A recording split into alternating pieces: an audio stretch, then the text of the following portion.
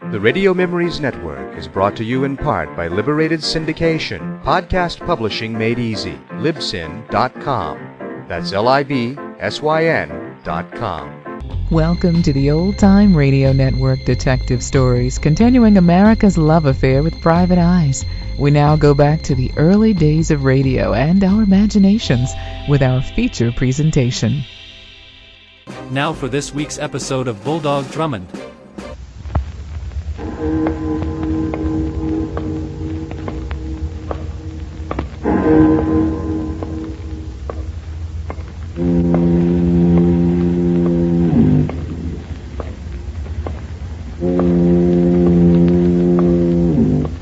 Out of the fog, out of the night, and into his American adventures comes Bulldog Drummond.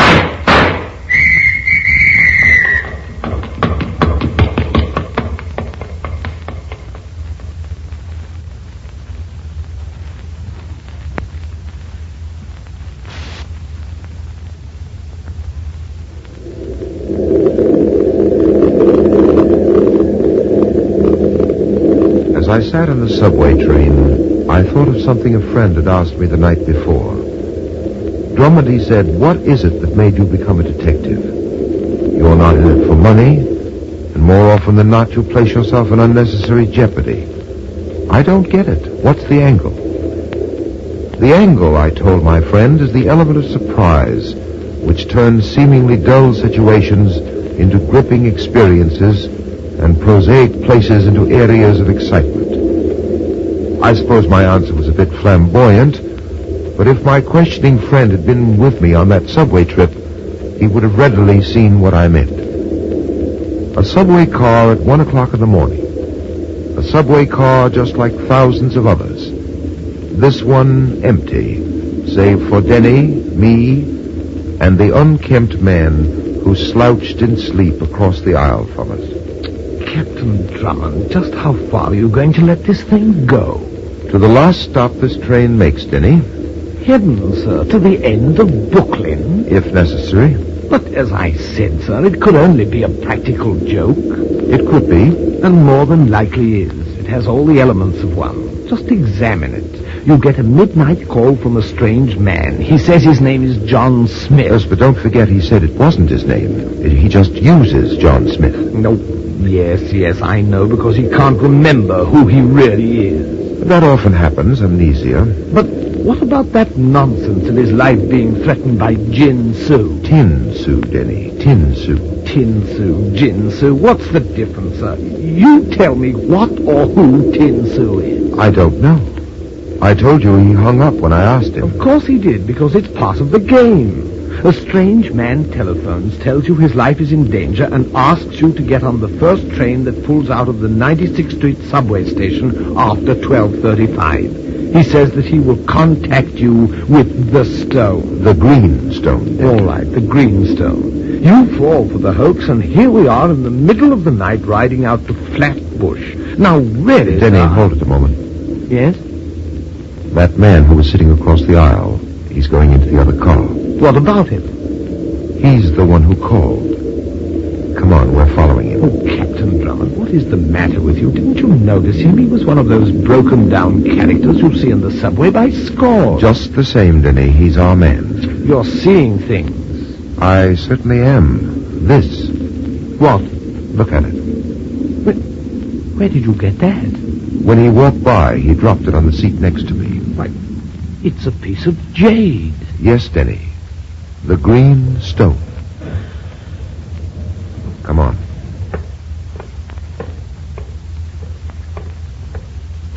You dropped this. That? Why, you must be mistaken. No, I'm quite sure you did, Mr. Smith. Oh, then you're Captain Drummond. I am. I had to be positive. You gentlemen will save my life? You won't let them kill me? Just who wants to kill you, Mr. Smith? The Smith, that's not my name, you know. It's not it at all. So you told Captain Drummond over the phone. You have no idea who you are? No, I only remember certain things. Well, I'm still interested, Mr. Smith, in your intended murderer. Murderer? Oh, Captain Drummond, you don't understand. There are many. Many? Yes, they are many in number, the devotees of Tin Su. Oh, sir, this is clearly a case for the medical staff at Bellevue. Oh, you think I'm crazy, don't you? No. They all think I'm crazy, but I'm not. You must believe me. Yes, Mr. Smith, of course. You see, I see their eyes following me wherever I go. They want the treasure I took from the temple of their fiendish goddess of hate. And they won't have it. Now! Sir, what's the matter with him? Here, Denny, help me hold him up. Captain Drummond. Easy, Smith, easy. Oh, sir, He is in the play.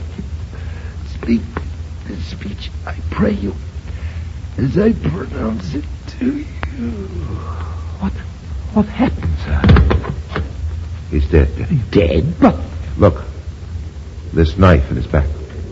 Oh, but this isn't possible, sir. There was no one on this platform but us three. Tin Su. What Smith said about Tin Su. What are you talking about, Captain Drummond? What about Tin Su? This knife, Denny, look at it closely. There's a figure of an oriental goddess engraved on the handle.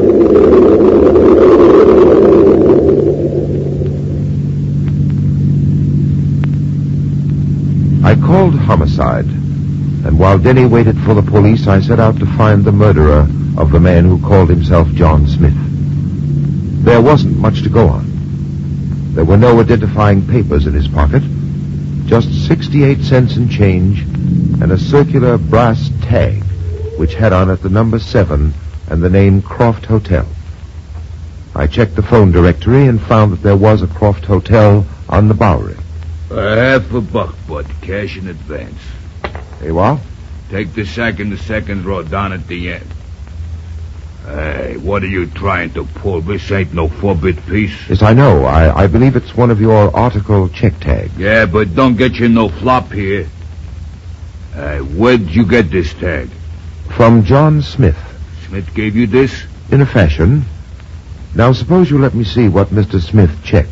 Just like that, huh? Oh, you don't have to accommodate me. I can call Inspector Kelly down from police headquarters. Well, look, fella, we don't want no trouble around here. We run a respectable joint. We don't want no cops crawling around.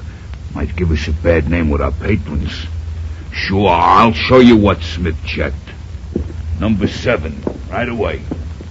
Yeah, here you are, mister. Just this envelope, is that all? That's all, mister. We don't pull no fast ones on the checks. Right. There's only a photo in there. That's a funny thing to check a photo. Crazy. Yeah, but that Smith character is a crazy character at that. A real Lulu. You know him good, mister?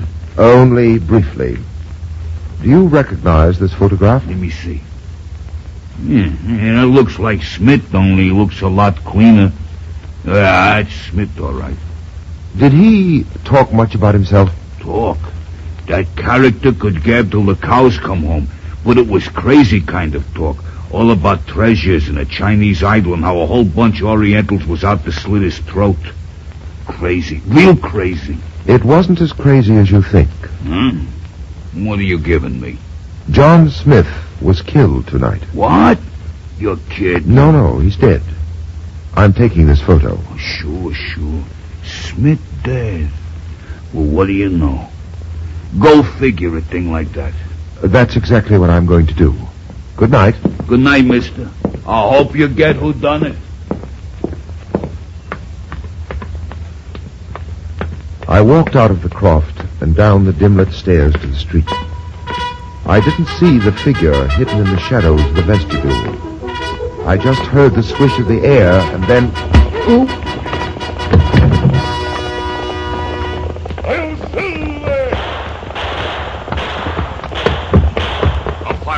With the speed of light, a Okay, I got the photo. Let's go. Io Silver, the Lone Ranger.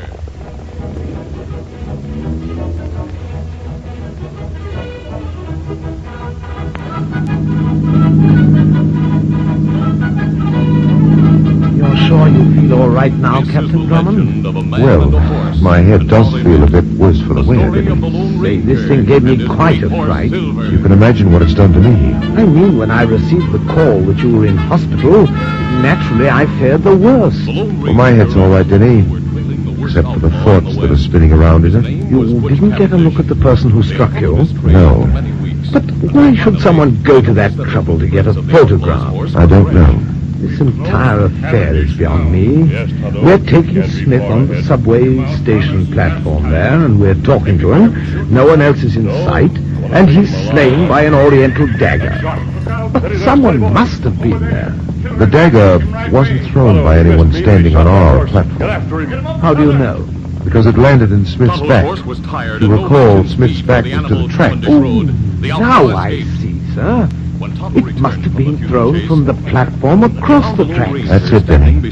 But only an expert could accurately fling a knife from that distance. That's a thought to keep for ready reference. You say there actually is such a goddess as Tin Sue? Yes, Kelly got me the information. She's an ancient Eastern idol of hate, still worshipped in remote areas of Tibet. Then it must have been one of her devotees who killed Smith, just as he said they would. Those primitive people would naturally be accurate with a knife. They would. There's one thing that bothers me specially, Denny. What's that? Smith's final word. Yes, I thought them peculiar, too. It's in the play. Speak the speech, I pray you, as I pronounced it to you. You know, sir, I've heard that someplace before, but I just can't remember. It continues with, as I pronounced it to you, trippingly on the tongue. But if you mouth it, yes, now I remember, sir. But if you mouth it, as many of your players do, I had as if the town crier spoke my lines. Of course, it's from Hamlet, right? Right. A dying man recites lines from Hamlet. Perhaps it's a clue. But to what? Oh, this is the first occasion, Captain Drummond, that William Shakespeare ever served us in a murder case. An Oriental goddess and William Shakespeare. Denny, what time is it? 9:15, sir. The studio must be open by now. Studio? What studio are you talking about? Peterson's camera studio. Take your next right, Denny. It's on the corner of 5th and 49th. Oh, I say, what are we going to do there? The back of the photograph, which was stolen from me last night, had Peterson's stamp on it. Perhaps with some luck, we'll lift the veil that fogged John Smith's memory. Maybe in Peterson's portrait files we'll find the answer to who John Smith really was. Mrs. Cooper, do you recognize the man in this photograph? Yes, it's Paul. And you, Mr. Stevens? Look, Drummond, what is this about? I must insist that you answer my questions. Of course I recognize that photo. It's Paul Cooper, this lady's husband and my former partner. Partner? Yes, Mr. Cooper and Mr. Stevens were partners. They were in the importing business. Importing what, Mrs. Cooper? Oriental art objects. My husband and Mr. Stevens made frequent trips to the Orient. And when was the last time you saw your husband? 2 years ago, his last trip. And you've had no word from him? No word? What do you mean, Drummond? I mean, Stevens, that I saw Mr. Cooper last night. I was with him on a subway platform when he was murdered. You're crazy. You don't know what you're talking about. I was with Paul Cooper on his last trip. His story was in all the papers. I went with him to Tibet. I was there when the bandits ambushed him. I saw it from the hill. I saw them kill Paul Cooper. I'll be back in a moment to continue our story. Silver! Hey, Silver! Otto, he's coming back. It's just as if he knew what I said. Silver! According to verified reports, Paul Cooper had been murdered 2 years ago while seeking rare art objects on a trip into Tibet. Then if Paul Cooper was dead, who was the twin corpse in the morgue? Captain Drummond, must I do this? Couldn't... It's necessary routine, Mrs. Cooper. You will have to do mysterious bond of friendship All and right, then. understanding. Yes, sir. He heard the man's voice, and he liked it. Silver. This way, Mrs. Cooper. Silver. We're going to get this. What is it? That ring on his finger. Now, Toto. What about it? I gave him that ring. I gave it to Paul when we were married. You were right, Captain Drummond. You did find We're going to work together. The horse was wild and unused to the ways of men, and the weight of a saddle and a rider. I received your message to meet you here, Denny. Yes, sir. I did as you ordered. I've been following Lawrence Stevens' every move since 2 this afternoon. He's in his house now. It's the white one across the street. Your hunch about him was well-founded. What happened? At 7 o'clock tonight, he paid a visit to the morgue. So, Mr. Stevens wanted to view the body of his late partner. I had the guard watch Stevens very closely. He did something rather peculiar. When he thought the guard's back was turned, he pulled the sheet down off the corpse's shoulders. I had an idea that Stevens would do just that. What? He had to prove something for himself. What do you mean, sir? Stevens went to the morgue to make sure that the corpse there was not the body of Paul Cooper. What? John Smith, Denny, was a stand-in for a dead man. He was hired to pose as Paul Cooper. He was acting the part of Cooper? Yes, Denny, acting is just the word. Well, sir, I admit the actor was a good double for Cooper, but it's another thing to fool a man's wife. Oh, I don't think Mrs. Cooper was fooled. She made a special point of identifying the ring on his hand. I had that ring removed. The flesh under the ring was the same color as the rest of the finger. Oh, now I see, sir. If that ring had been worn for years, the flesh underneath it would be of a different shade. You see it, Denny. And I see still more now. In all likelihood, Mrs. Cooper had an idea that Stevens had killed her husband. She's a female counterpart to Hamlet. She hired the actor to play her dead husband. That could be. Well, it's undoubtedly exactly that way. Except for the fact that the play was enacted last night, not for the suspected killer, but for us. But why was it done for us? What could be the reason? Hold it a minute. What's the matter, sir? There's Stevens coming out of his house. Oh, I say, he's getting into his car. I wonder what he's up to now. There he goes, sir. All right, Denny, get it started. Maybe he'll draw back the curtain for us on Act 2 of this murder play.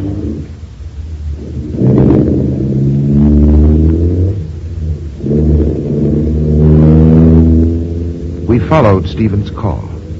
He was evidently in a hurry because he avoided the heavily trafficked thoroughfares. When we reached the lower end of Manhattan, we trailed him across town, and finally he came to a stop in a narrow, dim-lit street that led to the waterfront. He's getting out of his car, sir? Yes, headed for the small hotel across the street. All right, Denny, after him. Find out who he's visiting. Right, sir.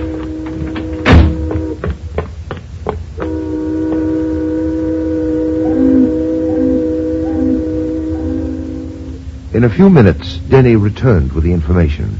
The desk clerk said he went to room 703, sir. Did you get the name of the occupant? Yes, sir. Mr. and Mrs. Ken Arnold. Arnold. The desk clerk said Mr. Stevens makes frequent visits to room 703, but not as Mr. Stevens. What do you mean by that? The desk clerk knows Stevens as a Mr. Adams.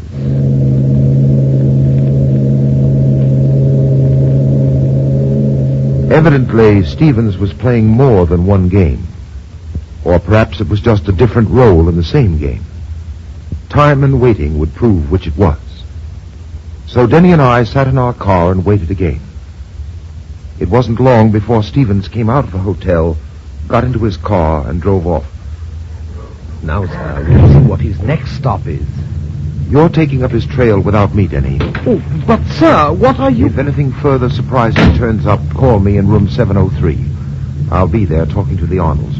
Now go ahead before you lose Stevens' trail.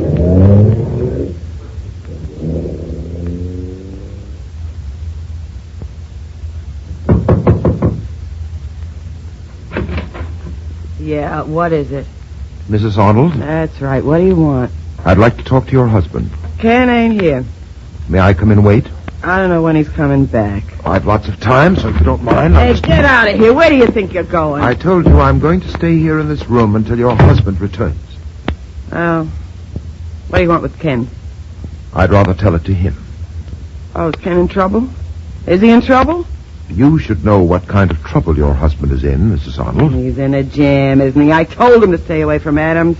Bad company gets you into bad habits. I knew something like this would happen. I just knew it. What's his tie-up with Adams? I don't know. If you tell me, it might help him when he comes to trial. Oh, you're a cop. Sure. I felt it the minute I saw you. As I said, Mrs. Arnold, you have a chance to help your husband. But I don't know anything. Honest, I wish I did. Don't you think I'd want to help Ken? Think I stuck with him all these years for his good looks? Good looks he ain't got. I wouldn't know. See there on the table that picture? That was taken when Ken and me was with the Carney. It could still be there if Ken listened to me. It could have been right up there on top.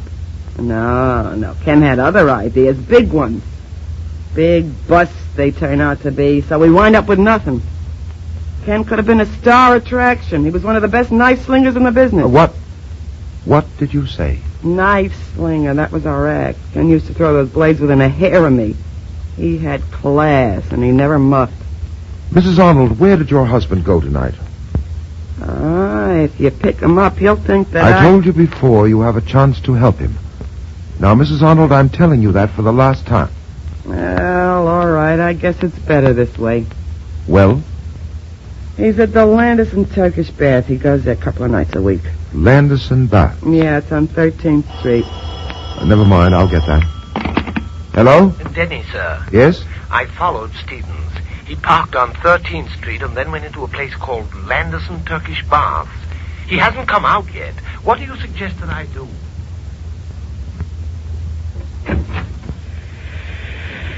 Go ahead, Denny. What? I say, the steam room is empty, sir. No one's in here. Stevens probably gave Arnold the warning and he left too. Come over here, Denny. What is it, sir? Under the bench. Look. Oh, a body. And that dagger, sir, it's the same as the one that killed Smith. Help me turn him over. This is some more of that knife thrower Arnold's handiwork. No, Denny, it's impossible for a man to stab himself in the back. What? This corpse is Ken Arnold. Come on. We're going to try to pick up Stevens' trail. Denny. What's wrong, sir? This door. We're locked in here. Try it again, sir. Wait a moment. Listen. The steam pressure's being increased. Help! Help! Get us out of here! Help! We're locked in! No, it's no use, Denny. That door's made of steel plate. No one will hear you. The steam is getting stronger. We'll be burned alive in here. We haven't got a chance.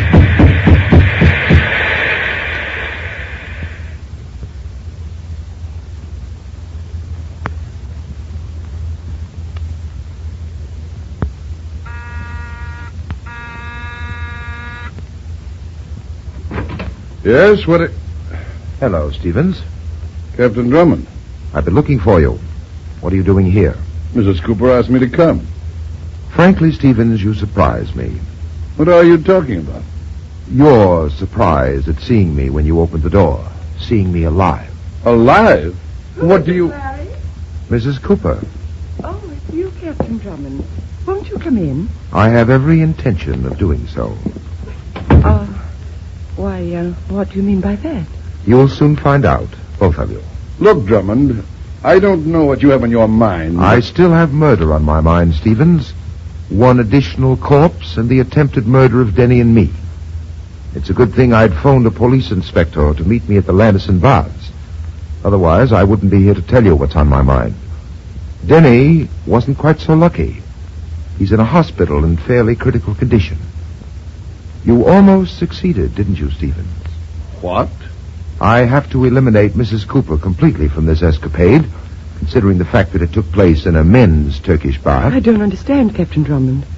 I thought by this time Stevens would have filled you in on all the details. What details? First, the stabbing of Ken Arnold. Arnold? Arnold's dead? Suppose we three go downtown and we let the police take it from there. No one's going anyplace. Paul! Helen, it's Paul! Get over there with Drummond, Stevens. It can't be. He's dead. I killed him 2 years ago. You thought you did, Stevens. Don't move, Drummond. Oh, I wouldn't think of it, Cooper. I have a very healthy respect for a .38. I believe that's the caliber. Yes, a .38 with 6 bullets. 3 for you and 3 for Stevens. Simple division. Here, Paul? You crazy? Go around back and get the car out of the garage. All right, Paul. I waited a long time for this, Stevens. But it's going to be worth it, every minute of my waiting. Stevens seems to be too stunned to answer, Cooper. Sure. Stunned, speechless. Seeing a ghost does that to you. Well, seeing the same ghost appear twice is, you must admit, a very trying experience. You seem to know quite a bit about it, Drummond. 2 years ago, when you and Stevens made that trip to Tibet, He killed you, at least he left you for dead, and then gave the story about the bandit raid. You're doing well. Evidently, it took a long time until your health returned. 16 months. And then you returned to America under a different name. You contacted your wife and devised your revenge scheme. You were going to make Stevens suffer for what he did to you, even if you had to force him to kill you all over again. That's why you found someone who could pass as your twin. Carter was a ham, only adequate. You had this man you call Carter phone me and attract my interest. Carter didn't know he was being served up as a sacrifice for your vengeance. What do you think? In the meantime, you in some way hinted to Stevens you were alive. The way was a phone call. I had Arnold handle that. Thank you. That makes it much easier for me. And quicker, too. Running behind my schedule. You arranged it so that Stevens would hire Arnold to kill you, or rather your stand-in. Everything was set perfectly. I'd be on hand for the murder. And to make it look legitimate, you put obstacles in the way of my tracking down the killer, who, according to your scheme, was to be Stevens. A good scheme, don't you think? Much too elaborate. Shall I finish? Certainly. You found out that I was getting too close for comfort. So you saw a chance to tie all the loose ends together. You were in the baths when I found Arnold after you'd killed him. You were the one who locked Denny and me in the steam room. It didn't work. You know what they say, Drummond. If at first you don't succeed... I know what they say, Cooper. But it doesn't look as if you're going to have a chance to try again. Is he, Denny? No more chances for you, Cooper. What? Don't turn around. Drop that gun. Drop it or I'll fire right into the back of your head. With extreme pleasure, I might add. Denny, it looks as if the state is going to have the pleasure of disposing of the gentleman. Inspector Kelly has Mrs. Cooper in hand, sir. Good. Oh, by the way, Cooper, you'll forgive me for lying about Denny's condition. You see, I had an idea I might need him for an emergency such as this. He was no more broiled in that steam bath than I was. And talking about heat treatments, you may look forward to one in the near future. The shocking kind.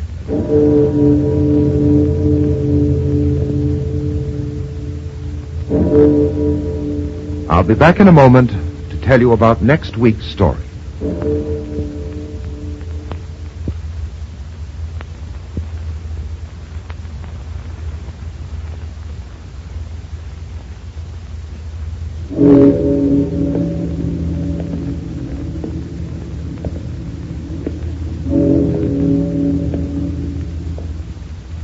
Next week, Denny and I discover that a block of 4-cent stamps are enough reason to bring about the death of 3 people. You see, these stamps are worth a mere $14,000 per set. I call this story The Album of Death. Be sure to listen, won't you?